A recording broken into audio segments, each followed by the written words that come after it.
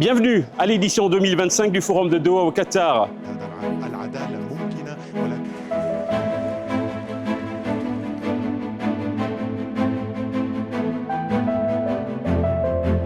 L'événement réunit durant 2 jours des personnalités venues du monde entier, y compris des dirigeants africains.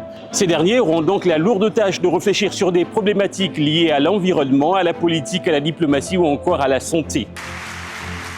Diplomatie, dialogue et diversité, telle est la devise de la 23e édition du Forum de Doha qui encourage l'échange d'idées et le dialogue en vue de l'élaboration de politiques et des recommandations orientées vers l'action. Le thème est justice en action, au-delà des promesses, vers le progrès.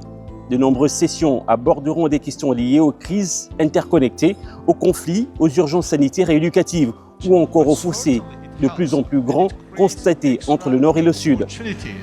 Au cours de certaines sessions, par exemple, les dirigeants réfléchissent à des solutions pour permettre à tous les enfants d'avoir accès à une bonne éducation. Again, conflict is high up on our agenda, the DRC, but also in West Africa, Cameroon, Mali, and as we've seen with the recent attack on the young girls in Nigeria, attacks on education remain unacceptably high, and we want to see that coming down to zero.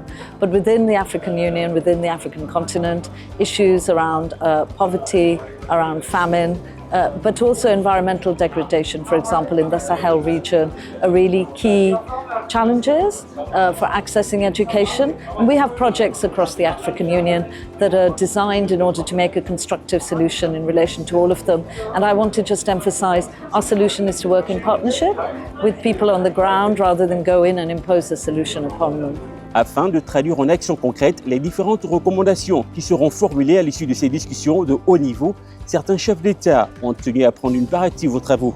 Les acteurs économiques se sont engagés à agir davantage en faveur de la paix.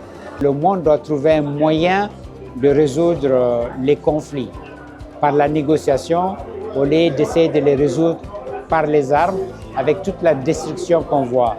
Nous avons 1,4 milliard d'Africains aujourd'hui. Dans 25-30 ans, nous serons 2,5 milliards, 70% jeunes.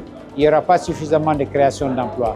Donc il faut que nos gouvernants, ceux qui nous gouvernent, les politiques, les décideurs politiques, mettent en priorité, en top priority. Le numéro 1, c'est job creation.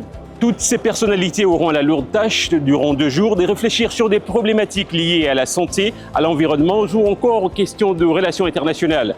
Du 6 au 7, TRT Africa et TRT World vous amèneront au cœur de cet événement.